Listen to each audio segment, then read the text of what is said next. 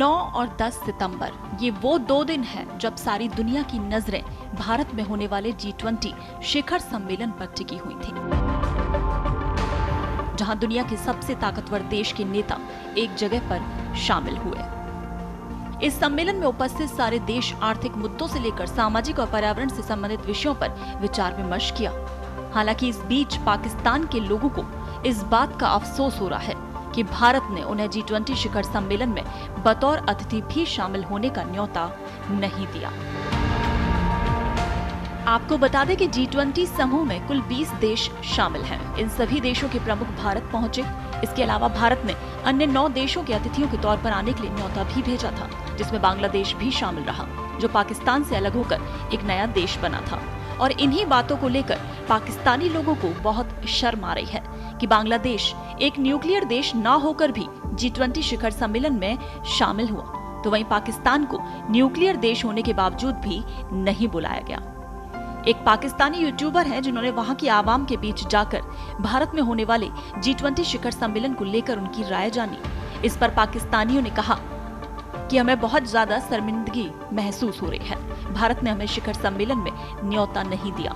G20 समूह में शामिल देशों के अलावा और भी 9 देशों को विशेष आमंत्रण पर शामिल होने का न्योता दिया गया।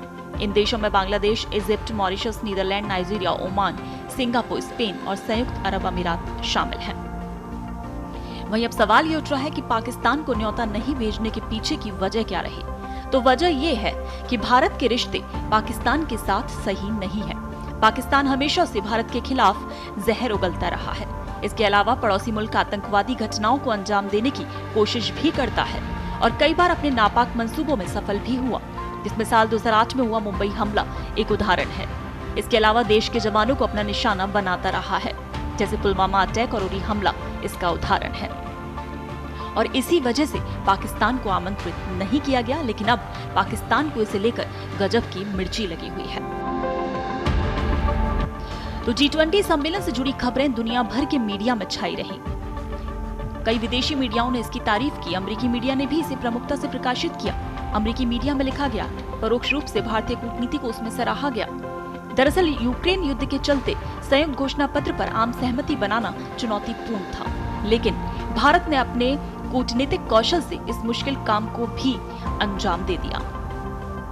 अमेरिकी मीडिया ने बताया कि दिल्ली में हुए G20 सम्मेलन से जो हासिल हुआ है, उसमें वैश्विक कर्ज के मुद्दे पर गरीब देशों की परेशानियों को दूर करने के लिए विश्व बैंक जैसी संस्थाओं में सुधार पर सहमति बनी। साथ ही अफ्रीकी संघ को G20 में शामिल किया गया और कमजोर देशों को जलवायु परिवर्तन से निपटने के लिए अधिक वित्त पोषण देने पर जोर दिया गया। सम्मेलन में वैश्विक अर्थव्यवस्थाओं में समावेशन बढ़ाने के लिए डिजिटल प्रौद्योगिकियों की अहमियत को भी माना गया। अमेरिकी मीडिया में छपे लेख के अनुसार G20 सम्मेलन के दौरान जो बाइडेन अधिकतर समय बहुत ज्यादा सक्रिय नहीं दिखे और उन्होंने पीएम मोदी को नेतृत्व करने दिया। पहले इस तरह के आयोजन में अमेरिकी राष्ट्रपति विभिन्न देशों के राष्ट्र प्रमुखों के साथ द्विपक्षीय बैठकें करते थे, लेकिन इस बार इनकी कमी साफ दिखाई दी। वहीं पीएम मोदी ने दुनिया के सामने भारत की क्षमताओं को अच्छे से पेश किया। उन्होंने भारत को दुनिया की सबसे तेजी से विकास करती अर्थव्यवस्था और युवा कार्यशक्ति वाले देश के रूप में G20 देशों के सामने प्रस्तुत किया।